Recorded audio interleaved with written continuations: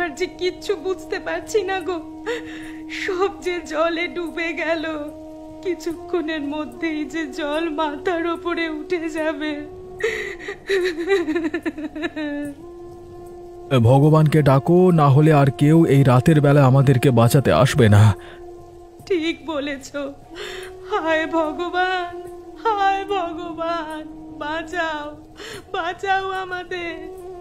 এ যে হুড় করে জল ঢুকতে শুরু করেছে, এবারে কি হবে? হে ঠাকুর, বাঁচাও ঠাকুর।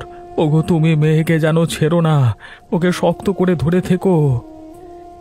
নদীর ধারে বাঁধের পাশে ঘর হলে এমনটাই হয় যে। হায় রে, আগে বুঝিনি কেন। সরকার যে বহুদিন বাঁধ মেরামত করেনি, তার জন্যই হয়েছে এমনটা। কোন পাপের সাজা দিচ্ছ হে ঠাকুর, হে দয়াময়? বাঁচাও, আমার খুব ভয় করছে, বাঁচাও। ওগো, ওগো, এবার কি হবে? বাবা, ওমা, বাবা ভেসে যাচ্ছে, বাবা। ওগো, ওগো, তুমি কোথায় চলে যাচ্ছ গো? হায় ভগবান, তুমি এত নিষ্ঠুর হতে পারলে? মানুষটা যে ভেসে গেল গো। বাঁচাও, বাঁচাও, ভেসে গেলাম, মরে গেলাম যে। তোমরা ভালো থেকো। হা ভগবান, এ কি হলো? এ কি হলো আমাদের সাথে? হায় রে, ওগো, ওগো, কি সর্বনাশ হলো আমাদের। ওগো,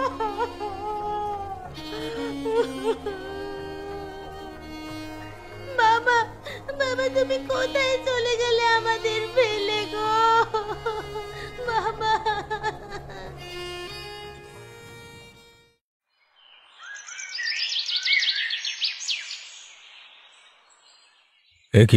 একই খবর শুনছি লতা মা। কেঁদো না মা, কেঁদো না।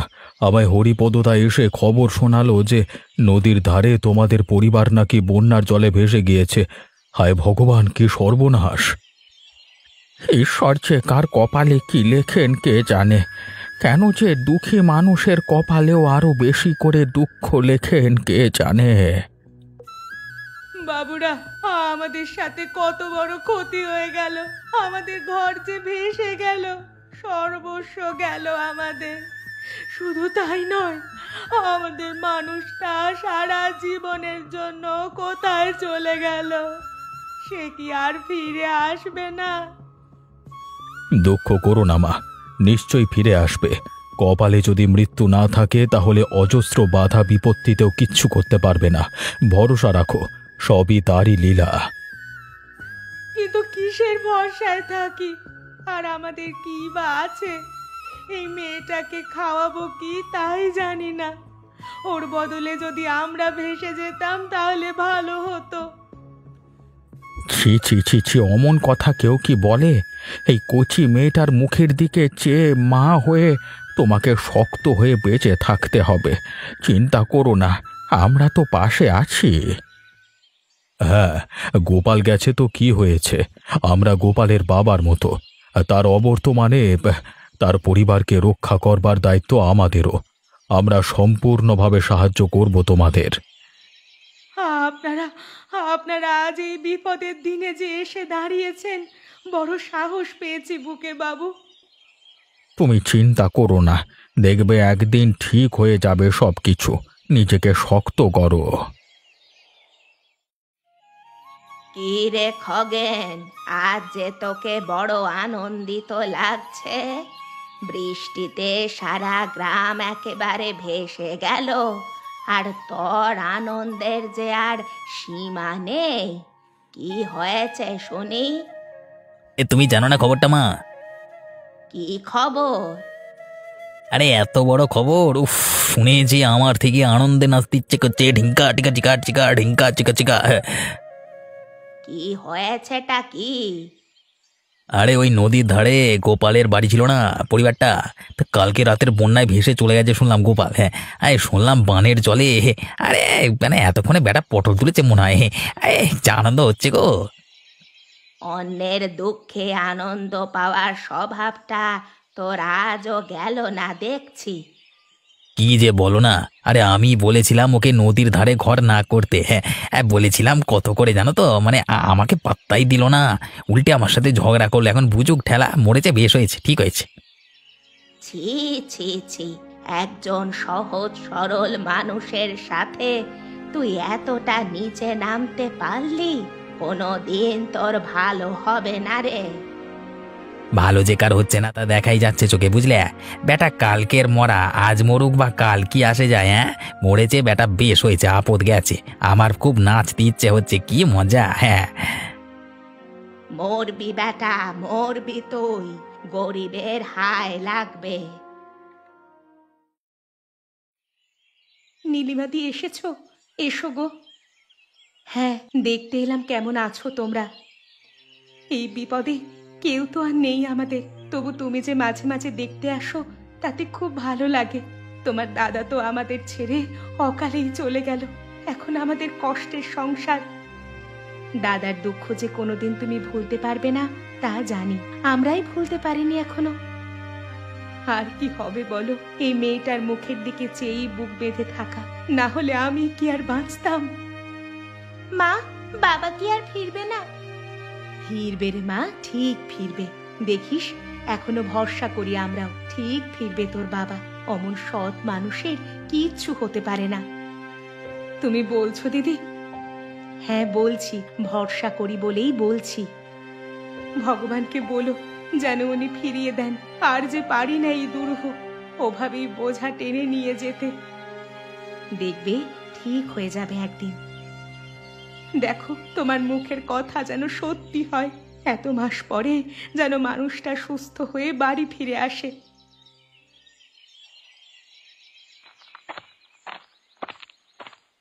আরে এ কি দেখছি আমি? আমি কি চোখে ঠিক দেখছি? গোপাল নাকি? গোপাল! আরে আরে হরিপদ কাকা, কেমন আছো? ভালো আছি তো আমরা সবাই। তুমি এখনো বেঁচে আছো ভাই? হায় রে, তুমি যে বেঁচে থাকতে পারো এখানে, মানে একদিন এভাবে দেখা পেয়ে যাব আমি কল্পনাও করতে পারিনি। জানি না গো, কি করে যেন বেঁচে গেলাম জানো। বুঝলে তো, ভগবান যাকে নেয় না তাকে কারও নেওয়ার সাধ্য নেই। আমরা সবাই আশা ছেড়ে দিলেও মনের গভীরে একটা বিশ্বাস ছিল তুমি ঠিকই ফিরে আসবে। তবে এখানে কি করছো? ফিরে গেলে না কেন গ্রামে? ফেরার কোনো উপায় পাইনি, পকেটে টাকা পয়সা কিচ্ছুটি নেই, একেবারে ভিখিরির অবস্থা। আচ্ছা, ওরা সবাই ভালো আছে তো? লতা আর আমার মেয়েটা পূজা? কি আর বলবো ভাই, তুমি ওভাবে চোখের সামনে ভেসে যাওয়ার পর সবাই খুব ভেঙে পড়েছিল ওরা। তারপর অবিনাশ বাবু, আমি, বাকি আরও অনেক লোকেরা গিয়ে আশা ভরসা দিয়ে কোনো রকমে বাঁচিয়ে রেখেছি ওদের। তবে বড় দুঃখের জীবন ওদের। তোমাকে ওদের বড় দরকার গো। নিশ্চয়ই আমি যাব। আমাকে নিয়ে যাবে কাকা? এক্ষুনি চলো, তুমি যেতে না চাইলেও আজকে আমি তোমাকে নিয়ে যেতাম ভাই।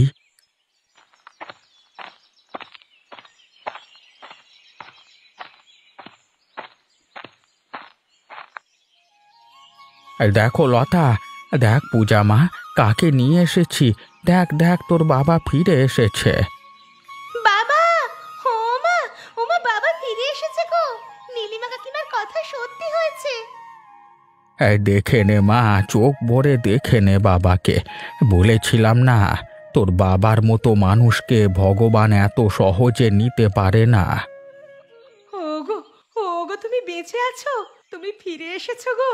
হায় রে, ভগবান সত্যিই আছেন। এই সেদিনই নীলিমা দিদি বলছিল তুমি ঠিক ফিরে আসবে। তবে ভগবান কেন আমাদের এমন কঠিন পরীক্ষার মধ্যে ফেললেন গো? ভগবান পরীক্ষা নিচ্ছিলেন তোমাদের আস্থার। ভালো আছো তোমরা? আমরা তা যা হোক একরকম দিন কাটিয়ে দিচ্ছি। তুমি কিভাবে বেঁচে আছো বলো তো?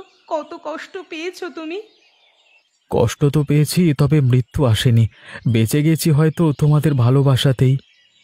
বুঝলে তো গোপাল, তোমার সতী সাবিত্রী বউ সত্যিকারের সাবিত্রী হয়ে তার সত্যবানকে সাক্ষাৎ যমের হাত থেকে ফিরিয়ে এনেছে। ঠিকই বলেছ কাকা। যাগ্গে যাগ্গে সেসব পরে হবে। এখন বৌমা, মানুষটাকে দুটো খাওয়াও পেট ভরে, কতদিন যে ভালো করে খায়নি কে জানে। আজ কিন্তু আপনাকেও খেয়ে যেতে হবে বলে দিচ্ছি। বেশ বেশ বেশ। ইরে, শুনেছিস তোর মরার দিন এসে গেছে? কি হয়েছে মা? গোপাল ফিরে এসেছে। কি বলে তুমি?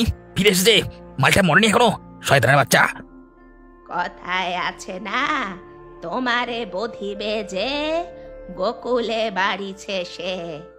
এবার ওর হাতেই তোর মৃত্যু, লিখে রাখ। তুই ওর ক্ষতি করতে চেয়েছিস, পারিসনি, আর পারবিও না, তবে ধ্বংস হয়ে যাবি তুই। তুমি মা নাকি পেতনি? সবসময় উল্টো পাল্টা কথা বলো। দেখবে আমি আমি বদলা নেবই, দেখবে।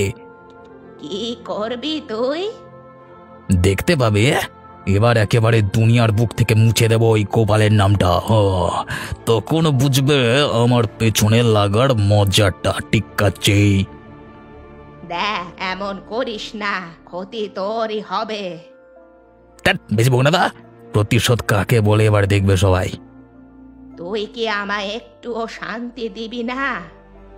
আরে দিয়েছি তো শান্তি, মোড়ে শান্তি পাবি তুই, মোড়ে মোড়ে মোড়ে, বুঝলি? আমি বেঁচে থাকতে তুই মরবি যদি খারাপ কাজ করা না ছাড়িস। এ কথা আমি মা হয়ে বলে রাখলাম তোকে।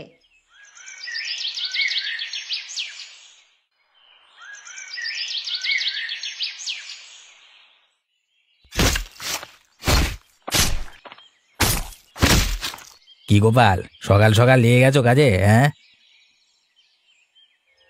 হ্যাঁ, আর কি করব, তোমার মতো তো আর পরের মাথায় কাঁঠাল ভেঙে খাই না। তার জন্যই তো এই ভিখিরির দশা। এই সকাল সকাল রাস্তায় এসে দাঁড়াতে লজ্জা হয় না? আরে একবার তো ভেসে গিয়েছিলে জলে, লজ্জাও করে না? আবার কি রাজকাজ হচ্ছে শুনি? ঘর বানাচ্ছি যাতে আর ভেসে যেতে না হয়। এই তোমাদের তো আর কোনো গতি হলো না, ভিখিরির জাত ভিখিরি হয়ে গেল। আরে বলেছিলাম নদীর ধারের জমিটায় আমায় দিয়ে চলে যাও, গ্রাম ছেড়ে, শুনলে না। দেখবে একদিন তাই করতে হবে। তা কি করতে হবে সেটা উপরওয়ালা ঠিক করবেন। বলা যায় না ভাই, আর তোমাদের মতো চাষা লোক বুঝবে না, তবে আমাদের মতো ক্ষমতাবান বুদ্ধিমান লোকেরা পারে এমন কোনো কাজ নেই। কিসে যে এত আনন্দ তোমার, অন্যকে কষ্ট দিয়ে বুঝি না। বেশি বকো না তো, একদিন বুঝবে কত ধানে কত চাল। এই খগেন মজা টের পাইয়ে দেবে তোমাকে। দেখা যাবে ভগবান কার দিকে থাকেন। হ্যাঁ,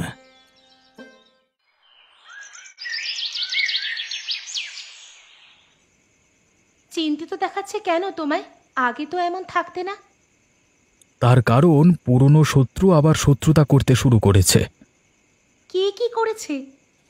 খগেন আমাকে আজকে আবারও সাবধান করেছে। সে বলতে চায় আমি যদি তোমাদের নিয়ে এখান থেকে চলে না যাই, সে আমাকে দেখে নেবে। আমার ফিরে আসাও মেনে নিতে পারিনি।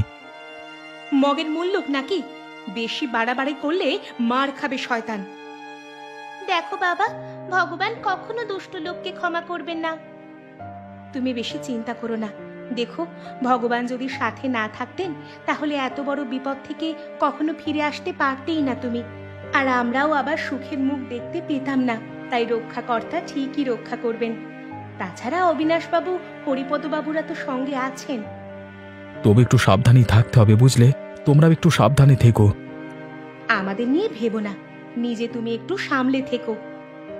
তবে এবার ব্যাটাকে হাতে নাতে প্রমাণ সহ কিছু কাণ্ড করতে ধরা পড়লে আর ছাড়বো না। একদম ছেড়ো না, উচিত নয় ছাড়াটা।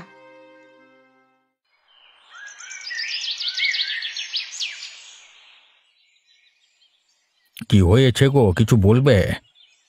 হরিপদ বাবু, একটা খুব গুরুত্বপূর্ণ ব্যাপারে কথা বলার ছিল। কি হয়েছে বলো তো, আমাকে খুলে বলো, লুকিও না। আমার ছেলে খগেন গোপালের ফিরে আসাতে একদম খুশি হয়নি। সে ওর কিছু একটা ক্ষতি করতে চায়, আর সেজন্যই সে পিছনে পড়েছে গোপালের। সে আবার শুরু করেছে শয়তানি। তুমি বোঝাওনি তাকে? বোঝাবো কি? আমার কথা শুনলে তবে তো। কত করে বোঝালাম তাকে, তবু সেই এক কথা, প্রতিশোধ নিতে চায় ও। আমার খুব ভয় করছে, যদি গোপালের কিছু একটা ক্ষতি হয়ে যায় তবে পরকালে আমি ঈশ্বরের কাছে গিয়ে কি মুখ দেখাবো? আমি জীবনকালে কোনো পাপ করিনি, ওই কুলাঙ্গার ছেলের জন্য যদি পাপ করতে হয় তাহলে তো আমি ধ্বংস হয়ে যাব। তুমি ভেবো না, তুমি এই যে আমাকে খবরটা দিলে, এবার কিছু একটা ব্যবস্থা করব আমি। আর একটা কথা, কি কথা? এমন কিছু করো যেন ওর একটা উচিত শিক্ষা হয়। আমি একবার ধরতে পাই ওকে হাতে নাতে, তারপর অবিনাশ বাবুকে বলে এমন শাস্তির বন্দোবস্ত করব যাতে সারা জীবন আর কারোর ক্ষতি করবার কথা সে না ভাবে। বেশ বেশ, তাতেই আমার শান্তি। কি হয়েছে হরিপদ কাকা, কিছু বলবে? একটা জরুরি কথা আছে খগেনের বিষয়ে। কি হয়েছে, কি করেছে সে? কথা হচ্ছে যে এবার থেকে একটু চোখে চোখে রাখতে হবে ওকে। কেন, তুমি কিছু বুঝেছো নাকি? হ্যাঁ, আমার কাছে ওর বুড়ি মা এসেছিল, কেমন এড়িয়ে যাচ্ছিল, বলে গেল তার ছেলে তোমার উপর হিংসে করে কিছু একটা চক্রান্ত করছে, খুব সাবধানে থাকতে, খুব তাড়াতাড়ি কিছু একটা করবে। এত বড় সাহস! তাই বলছি, পুরো ঘটনা শুনে চুপ করে বসে থাকা যায় না, বুঝলে? কি করা যায় তাহলে? আমাদের উচিত ওর উপরে নজর রেখে তদন্ত প্রমাণ সহ অবিনাশ বাবুর সামনে হাজির করা। তখন বাবু ঠিক করবেন কি করবেন, তবে ধরতে পারলে বেশি করে বাগিয়ে দেওয়া যাবে। বেশ, তাই হবে। তাহলে আজকে থেকেই নজরদারি করতে হবে আমাদের। রাতের বেলায় পাহারা দিতে হবে বলছো? কিছু যদি করে তবে নিশ্চয়ই রাতের বেলাতেই করবে, তাই আমি আর তুমি সতর্ক থেকে ওকে পাহারা দেব। দেখবে বেটা জালে ধরা পড়বেই। আমার কেমন যেন তোমার কথা শুনে মনে হচ্ছে ও খুব তাড়াতাড়ি কিছু একটা করতে চলেছে।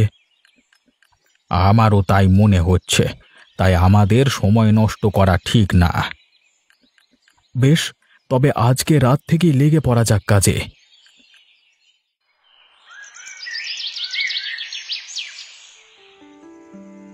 আজকে রাতেই গোপালকে মেরে সাফ করে দেবো। হ্যাঁ, কালকে সকালে যখন সবাই ঘুম থেকে উঠবে সবাই ততক্ষণে দেখবে গোপাল মরে পড়ে রয়েছে, ততক্ষণ আমার গায়ের জ্বালাও জোড়াবে। উফ, কি যে শান্তি! শয়তানটাকে না মেরে আমার শান্তি নেই।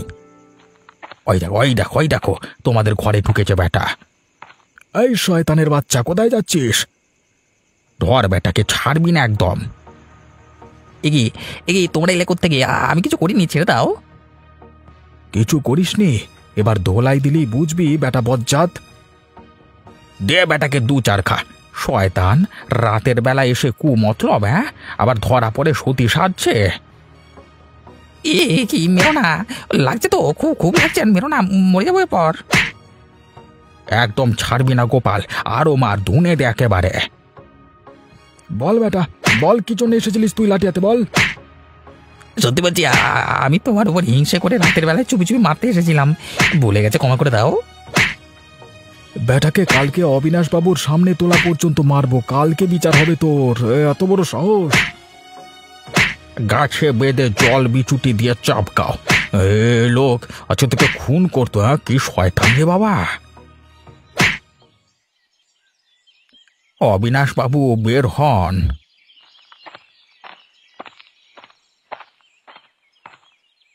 কি হয়েছে রে সকাল সকাল?